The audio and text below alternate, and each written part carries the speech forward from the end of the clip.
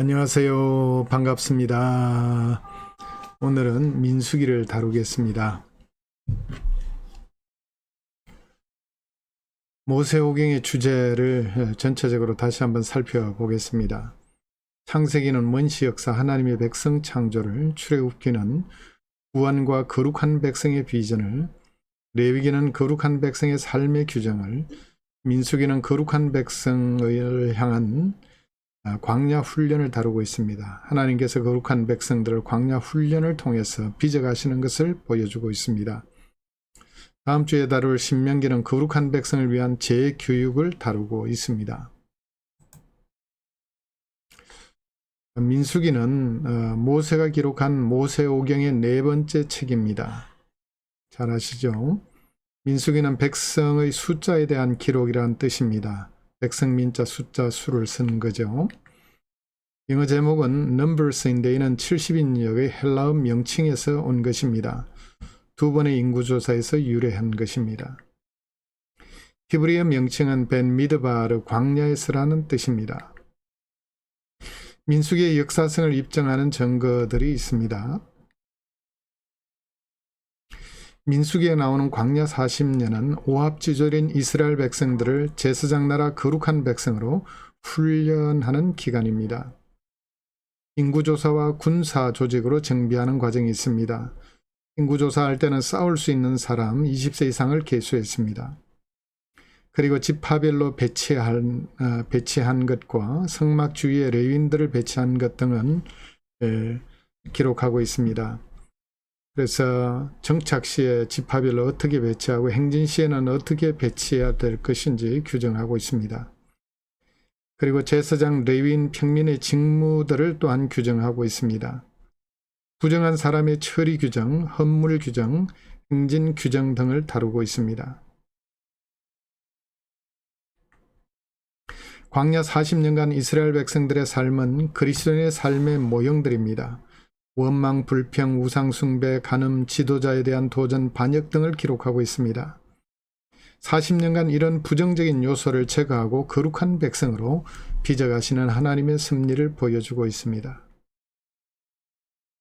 민수기의 지리적, 시간적 구조를 보도록 하겠습니다. 자, 민수기 1장 1절에서 10장 10절까지는 시내산에서 주둔한 내역을 기록하고 있습니다. 제2년 2월 1일에서 20일 기간 동안입니다. 10장 11절에서 13장 25절에는 시내산에서 가데스로의 여정을 다루고 있습니다. 출애굽 제1세대들을 중점적으로 다루고 있고요. 제2년 2월 20일에 출발을 하게 됩니다. 13장 26절에서 20장 21절까지는 가데스에 주둔한 내력을 기록하고 있습니다.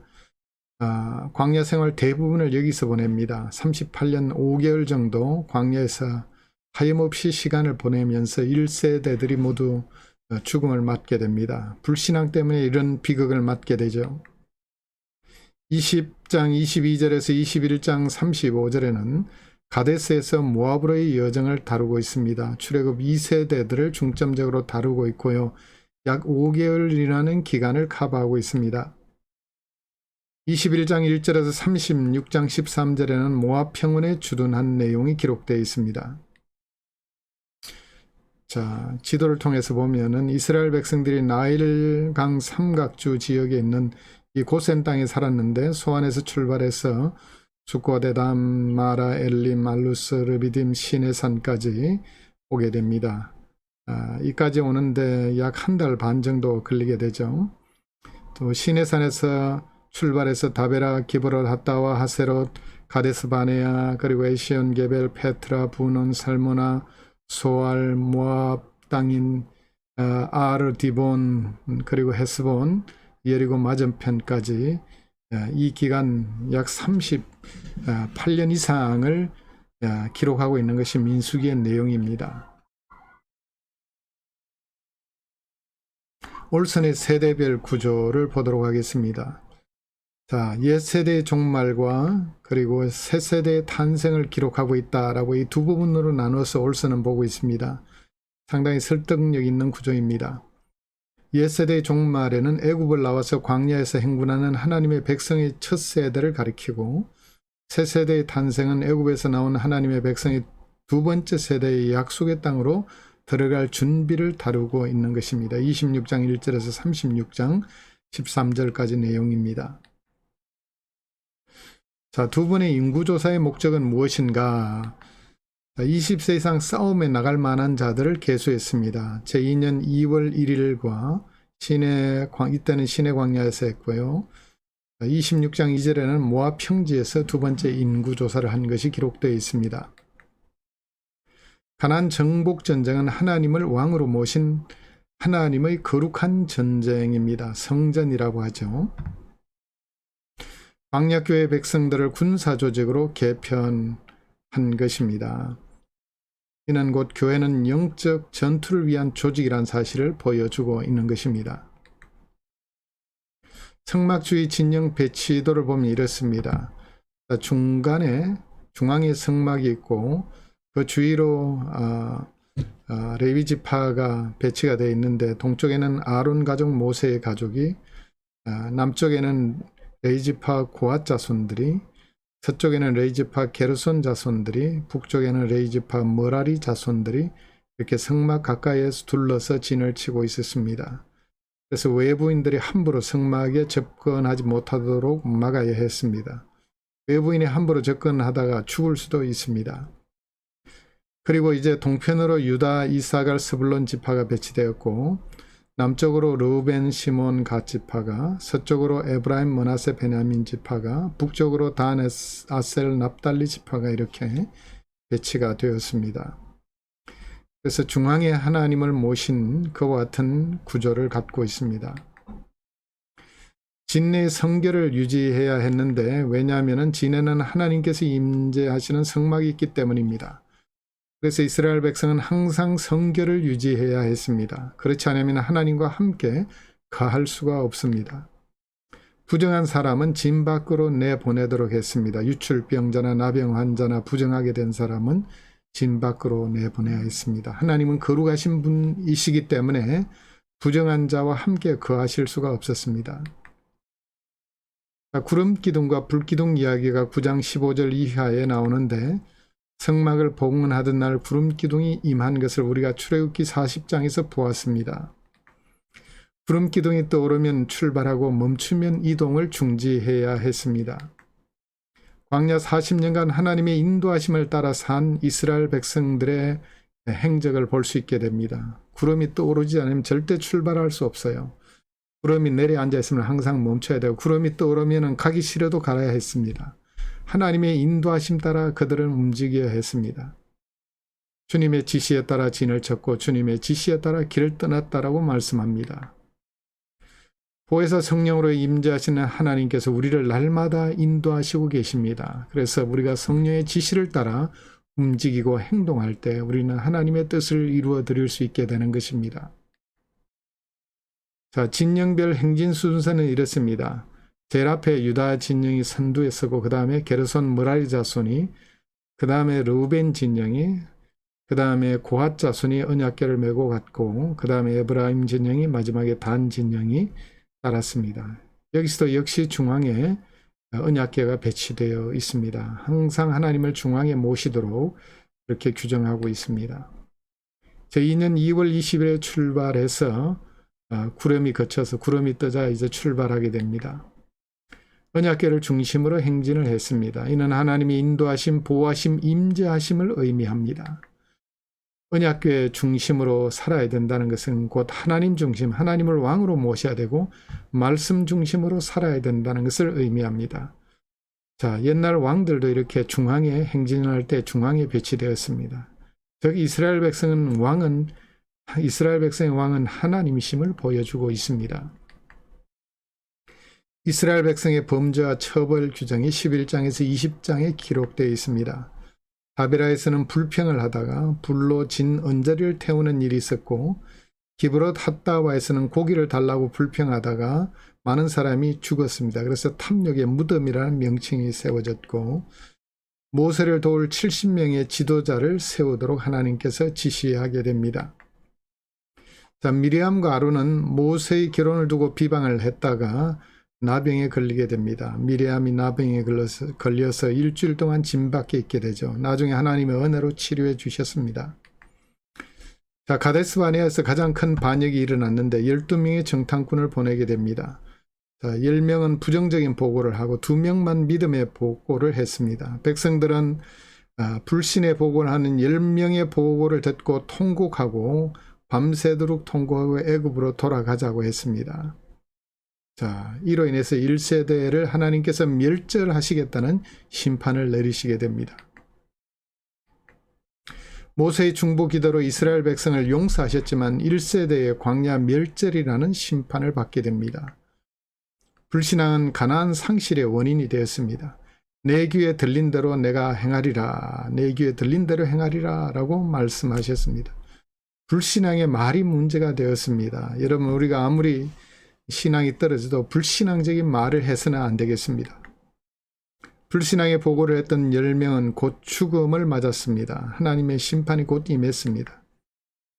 회중의 범죄 후에 회중과 개인의 속죄 규정을 다시 설명을 합니다. 15장에 나옵니다. 언약관계의 기본 공식을 확인시켜 줍니다. 15장 41절에 너의 하나님이 데리고 애굽에서 인도하여 내셨음을 하나님은 다시금 강조하고 있습니다. 자, 15장에는 징계 후에 재교육한 내용이 기록되어 있습니다. 가데스 바네아 반역 사건 이후에 민수기 15장에는 다시금 율법 규정이 등장합니다. 반역한 백성을 재교육하시는 것이죠. 교육의 대상은 신세대였습니다. 2절과 18절에 나오는데요. 9세대의 반역과 멸절이라는 심판이 내려졌고 그럼에도 불구하고 신세대들을 약속의 땅으로 인도하시려는 하나님의 분명한 의도를 읽을 수 있습니다. 민수기에서 첫 사이클의 범죄 위에 이를 다룬 이유는 속죄제를 통하여 반드시 죄사함을 받아야 함을 재교육하기 위해서입니다. 또 옷단 귀에 술을 달게 하셨습니다. 여호와의 계명을 기억하고 범죄에 빠지지 않도록 주신 하나의 표식이었습니다. 옷단에 술을 볼 때마다 범죄하지 말라고 하나님께서 시각적인 그런 교육을 하셨습니다. 애굽 땅에서 구원하신 목적은 아브라함, 이삭, 야곱으로부터 내려온 언약적인 복을 누리도록 하기 위해서 하나님께서는 이스라엘 백성들을 구원해 주셨는데 가나안 땅을 싫다고 한 것입니다. 이 언약적 복은 거룩한 백성으로 훈련되지 않고는 누릴 수 없는 복입니다. 그래서 시험을 통해서 이스라엘 백성들을 끈질기게 훈련하셨습니다. 자, 16장에는 레위인의 반역이 기록되어 있습니다. 고라, 다담, 아비람과 250명의 회중 대표들의 반역입니다. 아론의 제사장직을 탐했다가 시험에 들었던 것입니다. 심판은 땅이 입을 벌려서 이들을 고라, 다담과 아비람은 삼켰고 250명의 지도자들은 여호와의 불이 나와서 삼켰습니다. 오직 아론 자손만 분향할 수 있음을 입증해 보였습니다. 17장에 가면 아론의 쌍난 지팡이를 통해서 보여주셨습니다. 이 사건 이후에 항거하던 사람 14,700명이 연병으로 사망했습니다. 모세와 아론을 치기 시작했습니다. 너희들이 우리 백성들을 죽였다고 치기 시작하자 여호와의 진노로 말미암아 14,700명이 또 죽게 되었습니다. 아론이 향을 피워서 백성을 위해서 속죄함으로 심판이 중지하게 되었습니다. 자, 이 사건을 통해서 보게 된 거룩함이 없이는 하나님과 절대 함께 거할 수 없고 그 결과는 죽음밖에 없다는 사실을 보여주고 있습니다. 17장과 18장에는 징계 이후에 재교육한 내용이 들어가 있습니다.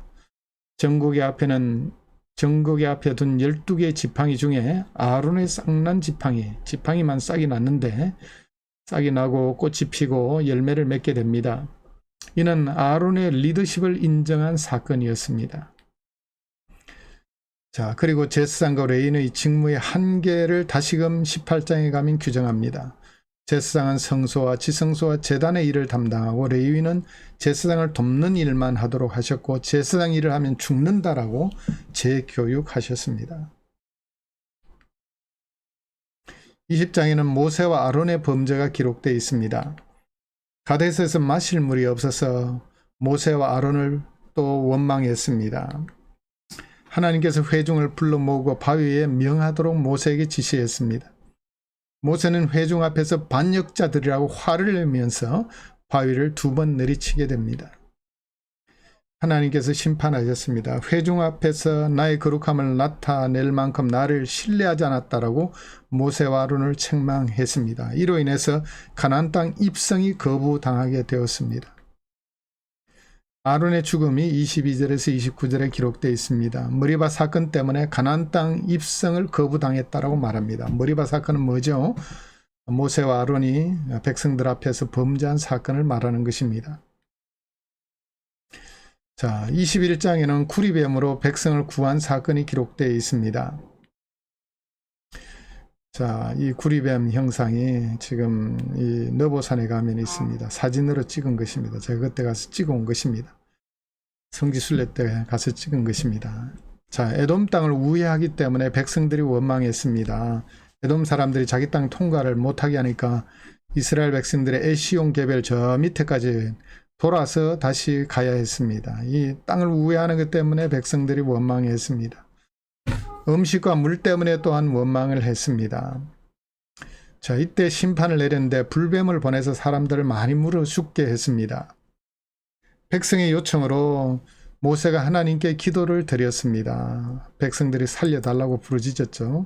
그때 하나님께서 처방하신 방법은 구리뱀을 만들어서 장대 위에 높이 매달라. 그리고 그 노뱀을 보면 살리라. 이렇게 장대 위에 매단 노뱀을 보면 살리라 라고 말씀해 주셨습니다. 자, 이 사건은, 이 노뱀을 쳐다본 사람은 다 살아나게 되었습니다. 자, 구속사적인 관점에서 이 사건은 중요한 의미를 지닙니다. 예수님이 이 사건을 인용했습니다. 요한복음 3장에 모세가 광야에서 뱀을 든 것처럼 인자도 들려야 하니니 이는 저를 믿는 자마다 멸망치 않고 영생을 얻게 하려 하심이니라.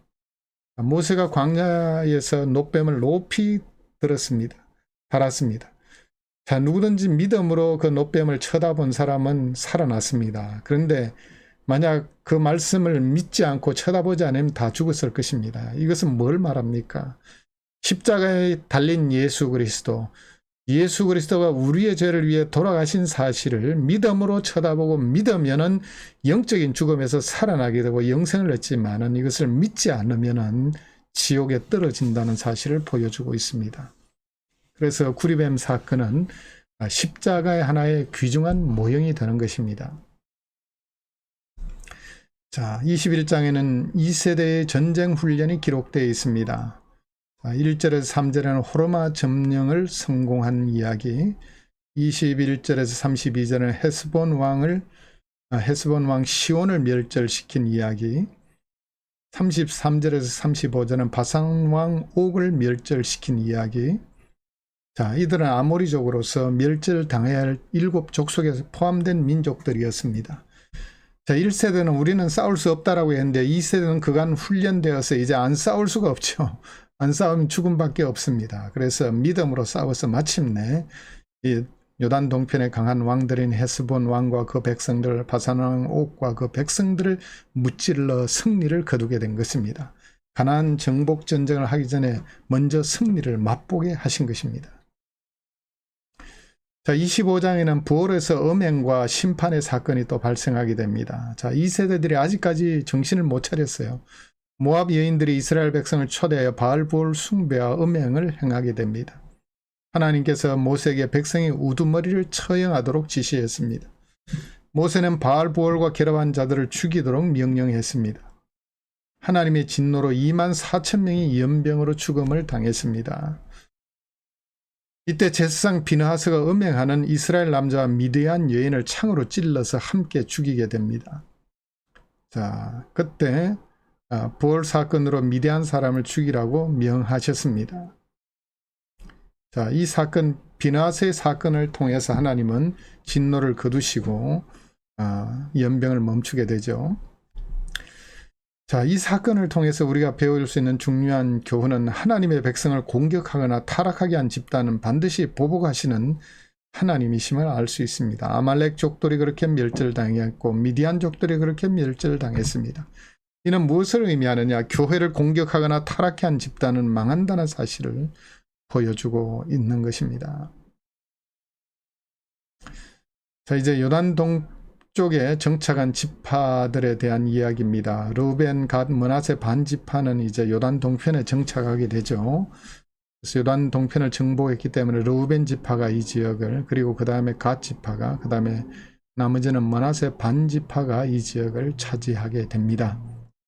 그래서 이 두 지파 반은 땅을 정복을 한 가나안 땅을 요단 동편을 정복한 지역을 얻었기 때문에 요단 서편은 나머지 9지파 반이 얻게 됩니다. 므낫세 지파는 반 지파가 이쪽 요단 서편의 땅을 얻게 됩니다. 오늘 강의까지 하겠습니다.